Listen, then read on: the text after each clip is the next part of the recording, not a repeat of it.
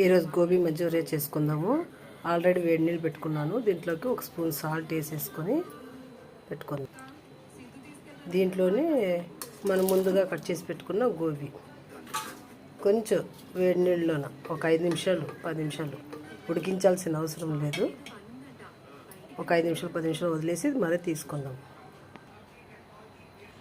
Already వేడి నీళ్ళు వేసి పెట్టేసుకున్నాం కదా. దీంట్లోనూ వేరే గిన్నెలో వచ్చేసి 2 స్పూన్లు మైదా, 2 స్పూన్లు మైదా వేసుకున్నాను.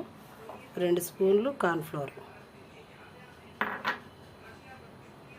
ఒక 1/2 స్పూన్ కారం, అంటే ఇది వచ్చేసి కాశ్మీర్ చిల్లీ కారం అండి. ఇది కలర్ బాగుంటుంది.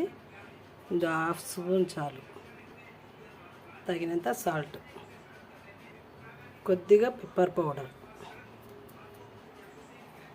దీన్ని కొంచెం కలిపేసుకొని దీంట్లో వాటర్ పోసి కలుపుకోవడమే. కలుపుకోయిన తర్వాత కొంచెం అది వేసి కలిపేసుకున్నాం లైట్గా, ఎక్కువ కాకుండా. బాగా కలిపేసుకున్నాం కదా. దీంట్లోనే ముందుగా వేడి నీళ్ళు వేసి పెట్టుకున్నాం కదా, ఇది వేసేసుకుందాము. దీన్ని కొంచెం బాగా కలిపేసుకుని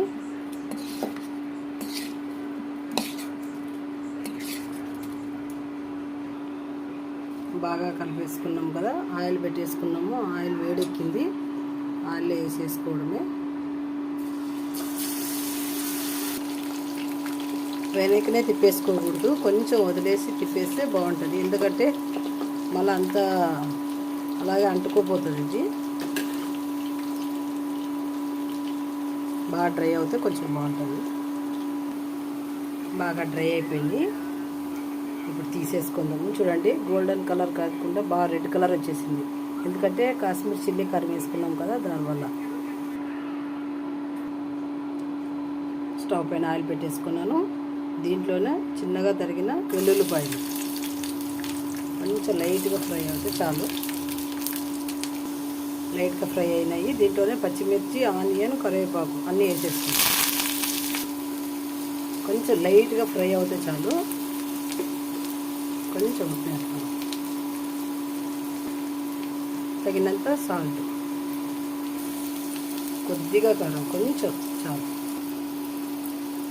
దీంట్లోకి కొంచెం చిల్లీ సాస్,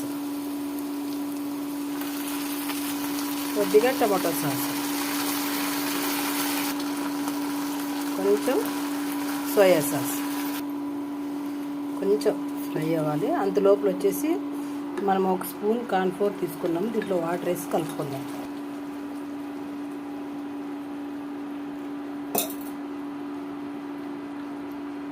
దీంట్లోనే కార్న్ఫ్లోర్ కలుపుకున్నాం కదా, ఇది వేసి కలిపేసుకోవాలి.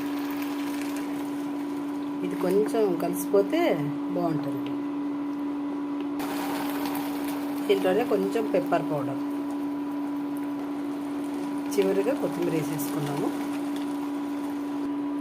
ముందుగా చేసుకున్న గోబీతో పకోడా అది వేసేసుకున్నాం. దీన్ని కలిపేసుకోవడమే. టేస్ట్ అయితే సూపర్ అంటే సూపర్ వచ్చింది. చాలాసార్లు చేస్తానండి నేను చేసిన వంటలు. కానీ మీరు కానీ ట్రై చేయండి. ట్రై చేసి కామెంట్లో చెప్పండి ఎట్లొచ్చింది మీకు వంట అని. చూడండి, చాలా అంటే చాలా బాగా వచ్చేసింది. మీరు కానీ ట్రై చేయండి. వీడియో చూసి లైక్ చేసి షేర్ చేసి సబ్స్క్రైబ్ చేసుకోండి ప్లీజ్.